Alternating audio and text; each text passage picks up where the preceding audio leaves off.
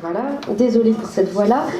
Je vais commencer aussi par quelque chose qui se fait habituellement, et d'habitude on commence par des remerciements.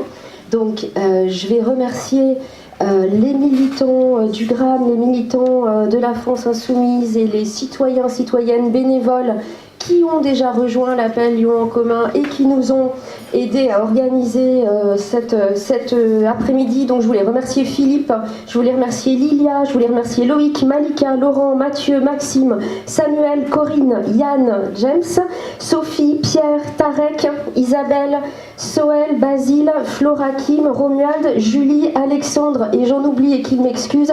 Mais allez, je propose qu'on les applaudisse parce qu'ils travaillent d'arrache-pied depuis plusieurs heures.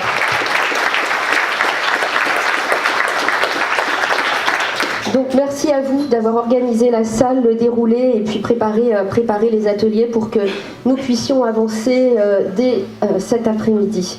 Et puis je voulais vous remercier aussi chacune et chacun, comme Philippe l'a dit, d'avoir pris du temps, d'avoir pris de votre samedi après-midi pour venir nous retrouver dans le 6e arrondissement parce que nous nous interdisons rien. Ça aussi c'est un préalable. Donc merci à vous toutes et vous tous d'être là. Alors justement, si vous êtes là, c'est peut-être parce que vous avez reçu par tel ou tel canal une invitation à venir. C'est peut-être parce que vous avez entendu parler de Lyon en commun, par le bouche à oreille, par la presse, par les réseaux sociaux, et que vous vous êtes dit tiens, on va venir voir. Certainement, si vous êtes là, c'est que vous partagez le constat, ou même un sentiment diffus, que notre ville, le Lyon, est devenue alors une ville qui sert l'ambition personnelle et politique de quelques élus et qu'elle a été en quelque sorte confisquée. Une ville qui s'est certes embellie et qui est certainement devenue attractive, mais j'ai envie de dire à quel prix ? Et une ville qui finit finalement et qui devient finalement de plus en plus excluante, où il est devenu de plus en plus compliqué de vivre ou de rester vivre à cause du coût de la vie, à cause du coût du logement qui est particulièrement élevé. Et puis une ville où les connexions ne se font pas. Les connexions ne se font pas entre les politiques municipales, les politiques publiques municipales, et puis les grands enjeux démocratiques, sociaux, écologiques, qui ne sont plus très loin devant nous, qui sont là, juste en face de nous, juste face à nous. Et pourtant, on a l'impression d'être dans une ville qui fait comme si le monde n'avait pas changé, comme si on était toujours sur ce mythe possible de la croissance infinie, des ressources infinies, et on continue comme si le reste n'existait pas, et toujours en exploitant des territoires ou des publics un petit peu plus loin. Alors, je ne vais pas m'attarder ici et maintenant sur ce constat. On pourra en parler quand vous le souhaitez, mais ce qui nous intéressait plutôt cet après-midi, c'était de vous dire, d'abord de répondre à votre curiosité sur qu'est-ce que Lyon en commun, et puis vous dire face à ce constat ce que nous proposons, c'est d'être plutôt tourné résolument vers l'avant, vers la suite et vers la proposition. Alors qu'est-ce que Lyon en commun ? Là aussi, je vais commencer par dire une évidence. Lyon en commun, c'est d'abord ce que nous en ferons, et ce que nous en ferons ensemble, bien au-delà des premières personnes, des premières forces qui ont lancé cette dynamique. Lyon en commun sera ce que nous en ferons, ça suppose d'abord une transparence. La transparence, elle sera financière, et c'est important dans un mouvement qui a une volonté politique, avec une transparence à la fois sur les recettes, sur les dépenses, comment on organise notre avancée et nos propositions, comment on loue les salles, pour que chacun, membre de Lyon en commun, puisse avoir une vue sur cet aspect financier. C'est une manière aussi d'avoir une certaine indépendance vis-à-vis éventuellement d'organismes banquiers. Voilà, c'est comment aussi on s'empare de cette question-là qui n'est pas anodine. Transparence aussi en termes d'organisation. L'idée n'est pas qu'il y ait d'un côté un petit comité directeur qui déciderait un petit peu de tout, et de l'autre côté des habitants, des citoyennes, des militants qui feraient finalement le travail de militants. Mais l'idée, c'est bien, et ça va être notre défi aussi, d'être le plus collectif et le plus coopératif possible, aussi dans la prise de décision. Avec là aussi une transparence dans cette prise de décision-là. Donc il n'y aurait pas une forme de comité de direction, ça ne sera pas plutôt un lieu, ça va plutôt être une méthode de prise de décision collective, participative. Et là aussi, on va essayer de se doter d'outils à la fois digitaux, numériques, à la fois présentiels, en s'appuyant aussi sur des personnes qui peuvent nous conseiller sur cette animation de la prise de décision.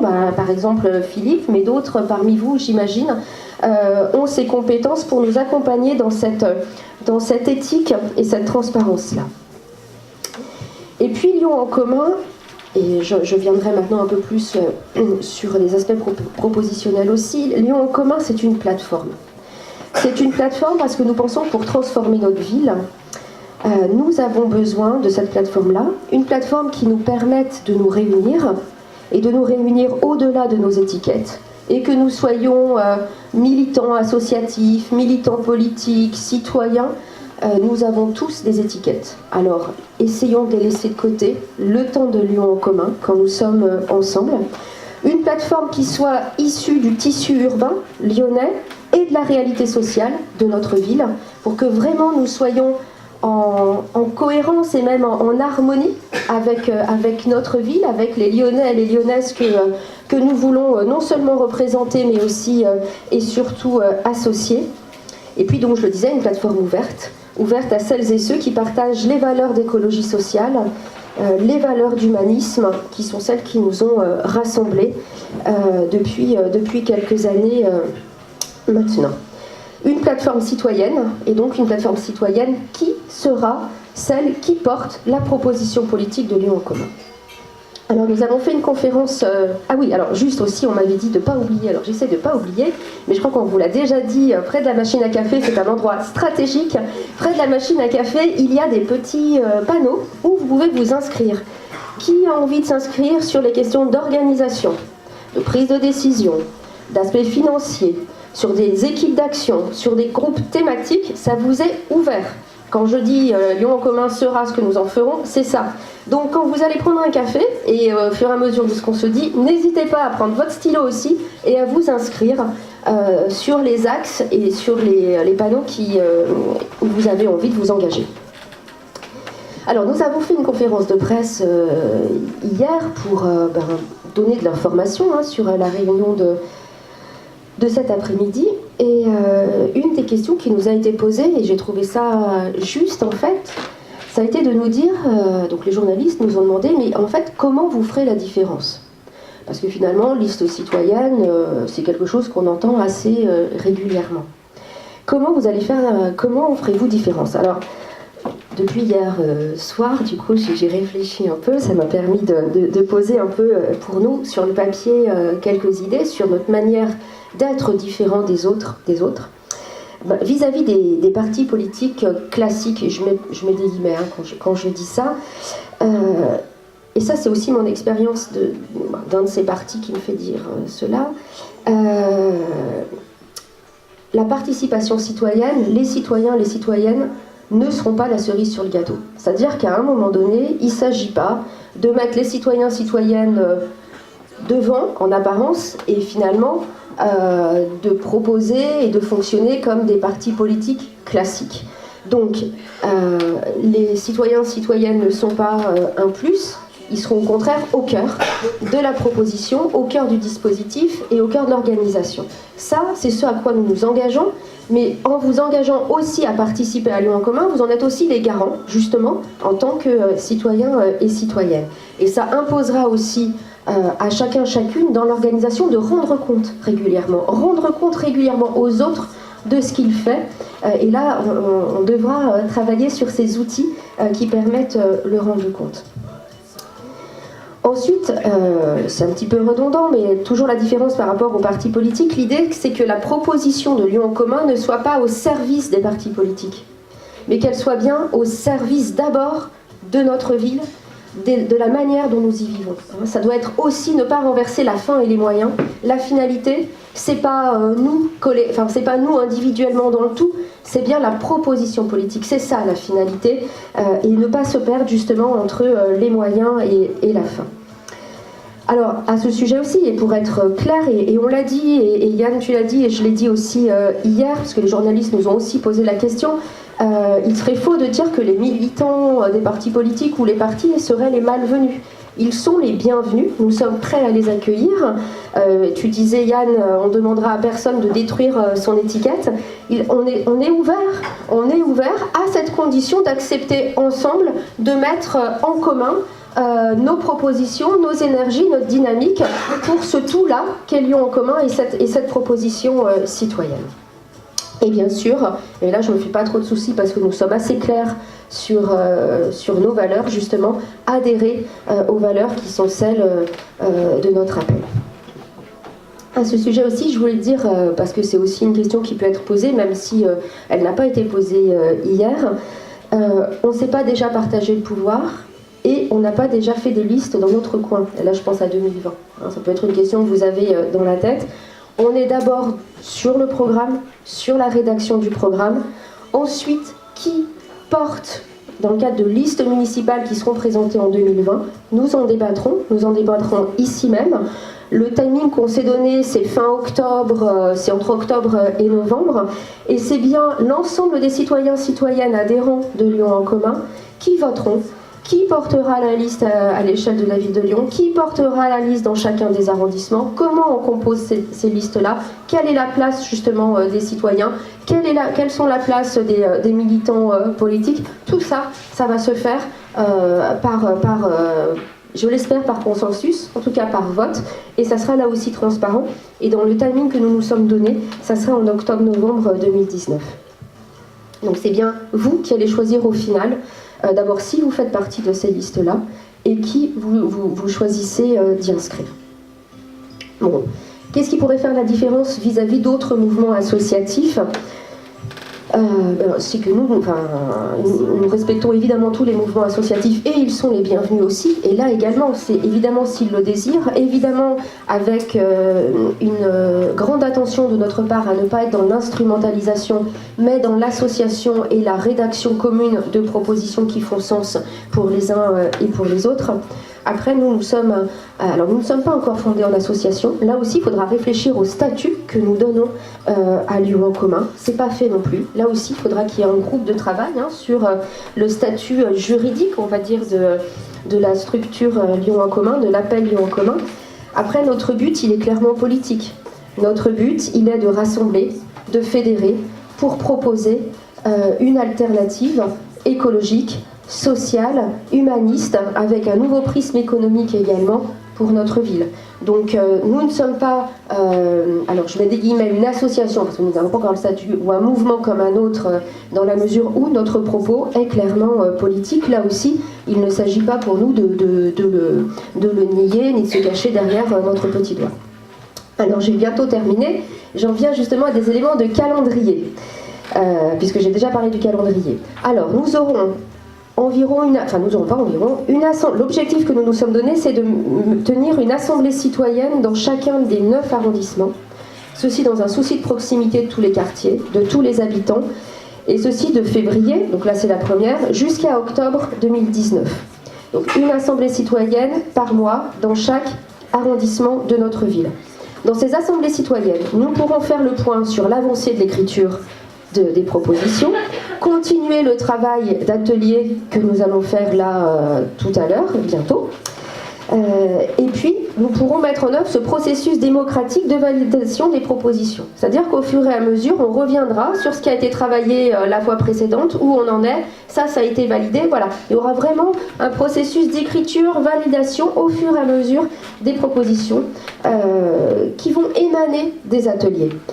Bien sûr, nous avons, je parlais tout à l'heure des valeurs, et Yann reviendra aussi dessus tout à l'heure, nous avons, et pour vous faire venir aussi, on ne voulait pas vous faire venir à partir de rien, et que ce soit le grand bazar. Donc, on vous propose 5 axes de travail. Au sein de ces axes, les propositions, les choix de thématiques vous appartiennent. Ces 5 axes sont démocratie, citoyenneté, égalité, service public, écologie, économie, humanisme. Voilà les 5 axes qui vont un peu structurer le travail. Au sein de ces axes-là, la proposition est libre, les questions, toutes les questions sont les bienvenues. Et s'il s'avérait qu'il y a des oublis, évidemment, vos rajouts sont les bienvenus. Donc, tout ce travail d'écriture en atelier, en assemblée citoyenne, va se faire parallèlement à des rencontres que nous allons multiplier, c'est-à-dire ne pas seulement être dans des salles, être au contact des associations, des acteurs économiques, des habitants, des acteurs culturels. Je ne sais pas si vous... Moi, je trouve qu'on ne parle pas beaucoup de culture actuellement. Alors, à la ville de Lyon, c'est un petit peu une habitude, mais généralement, globalement, dans notre pays, et même sur les débats européens actuels, j'entends peu la culture. Donc, les acteurs culturels seront aussi auditionnés par nous. Et donc, il va y avoir comme ça une multitude de temps de travail en extérieur, réinvestir les places aussi, être dehors, être sur les places, faire du débat dehors, interpeller les personnes pour pouvoir susciter la curiosité, l'interrogation et surtout leur dire que la politique c'est leur affaire. La politique c'est bien l'affaire de toutes et de tous et surtout pas uniquement de spécialistes. Tout ça va nous mener jusqu'au mois d'octobre-novembre où là, le programme que nous aurons coécrit en continu, eh bien nous en voterons la globalité. Et là aussi, c'est les citoyens et citoyennes inscrites dans la démarche Lyon en commun qui voteront la proposition politique et qui pourront l'amender pour qu'on arrive à un texte abouti où chacun, chacune se sente représenté, avec lequel chacun, chacune se sent en accord. Et c'est justement parce qu'on se sentira représenté et en accord avec cette proposition eh bien, qu'on sera bon pour aller le diffuser plus largement, le déployer encore dans toute la ville et mener la campagne, plus classiquement, j'ai envie de dire, de novembre à mars, puisque les élections municipales, jusqu'à ce jour en tout cas, sont fixées en mars-avril 2020.